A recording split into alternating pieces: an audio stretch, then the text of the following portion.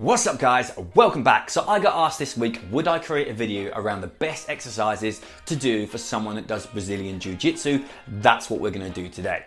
Now I will say, I wouldn't normally do all these exercises in one session, but my week's been so busy this week that I haven't been in the gym much. I've done Jiu-Jitsu, but I haven't really lifted.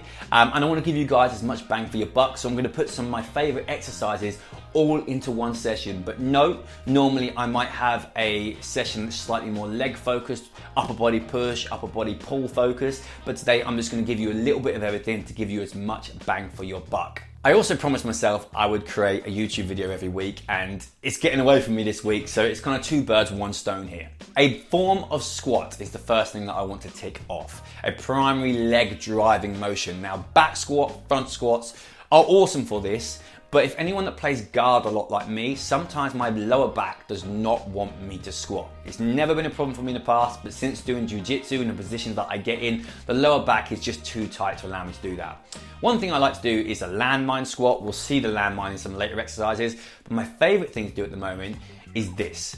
Get yourself a dip belt so you can put your chains through your weights, whether it's bumper plates or dumbbells or kettlebells that you're using, then build your feet up on a platform. This allows you to do a belt squat without a belt squat machine. And what I love about this is one, it's not taxing the lower back, but two, it's not compression on the upper body. So it's not like I've got to create a Valsalva movement, get intra-abdominal pressure and make it hard for myself to breathe like I would be if I was normally back squatting, because I don't need the same level of core tension. So it means that I can do more reps and really rep this one out and get a lot of fatigue in the legs. So I'm actually going to do this exercise in a higher rep range of like 15 to 20 reps. You can even drop set it, do 10 reps if you want real heavy, drop a plate off, do another 10 reps, and that way you can get a drop set in on this exercise too. The next thing I would do for myself personally is some type of explosive extension movement at the hips. Our glutes, a big powerful muscle in our body, and we use them a lot in jiu-jitsu.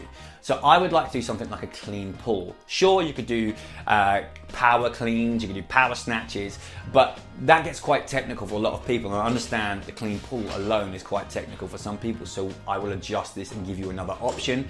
Benefits on this is I'm getting loaded as if I was in a deadlift, but I'm also getting that explosive extension and really driving through with the hips, getting the glutes to switch on and really creating force. Another option for this would be a kettlebell swing, but obviously it's not going to be as loaded. Or you could split the exercise into two. You could do a barbell hip thrust for the hip extension, and then for the hip hinge movement, you could do a kettlebell swing or a Romanian deadlift, for example. Upper body pressing. The king of exercises here is going to be a barbell bench press. That's what I would stick in for that pressing movement. Obviously, we are going to do a lot of pushing people off us on jiu-jitsu. There's a lot of rotation involved with that as well. And I see a lot of people do a lot of funky exercises. I mean, a Turkish get-up's a great exercise, but I see people taking a landmine again, half doing a sit-up, half doing a bench press. It's kind of cool. It's very specific, but it's not going to give you that same amount of strength development, your force production that you're going to get from doing a bench press. So I would focus my sessions on those big functional movements, and if you want to get a bit more specific as time goes on, you can do that, but don't fatigue yourself first with specific stuff when you really want to create that force development on things like bench press and squats. Then we need an upper body pulling motion. I like pendlay rows because it stops people rocking and really kind of utilizing the swing of the hips and the back to row the bar in. It's a dead stop each time on the floor. I also understand that takes a slight bit more flexibility, if you will, so you could do a normal barbell row here. Single arm dumbbell rows are also awesome, but again, I like to have a barbell involved.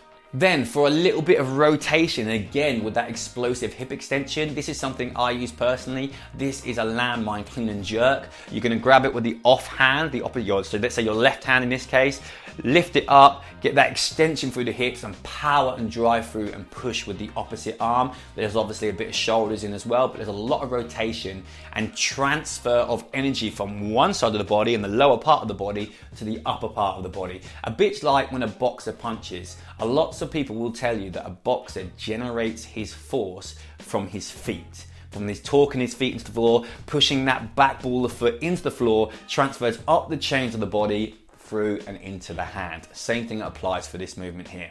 And lastly, I'm going to want to do something which is in the suitcase variation.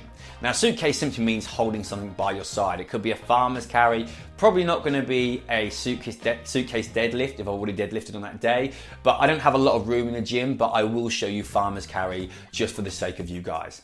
Now, the caveat here to note is depending on how much jiu-jitsu you do will dictate how much time you spend in the gym, as well as your kind of capacity, how much training you've done in the past. If you've never really been in the gym before, then 1 to 2 sessions a week is going to leave you sore. If you're someone that likes me, who has a lot of resilience, has trained for a lot of years, I do jiu-jitsu and weight sessions on most days of the week, and I'm absolutely fine with that. But that's taken me a long time to build up my capacity to be able to do that. It's also important to know that if you're not doing much jiu-jitsu, you might want to get some of your conditioning in the gym, in which case you would sacrifice some of these exercises or have a longer session or more sessions throughout the week where you can get some kind of functional training in there as well. Can be kind of CrossFit-esque, maybe not so high risk, so keep it to the easy movements. Could be an air bike, which I have there, ski erg with some dumbbell movements just to improve those fitness levels. Obviously, if you're training a bunch of jiu-jitsu, that alone, anyone who rolls knows is going to be great for your fitness anyway. Now, I hope this video helps, guys. It certainly helped me because I can't explain how busy this week's been for me, but I do hope you enjoyed it and this video was helpful for you. If it is, please leave me a comment below with any questions that you have. Maybe just, hey, I liked the video, thank you. A little thumbs up if you wouldn't mind, and subscribe if you haven't, and I'll see you in the next one. Cheers, guys.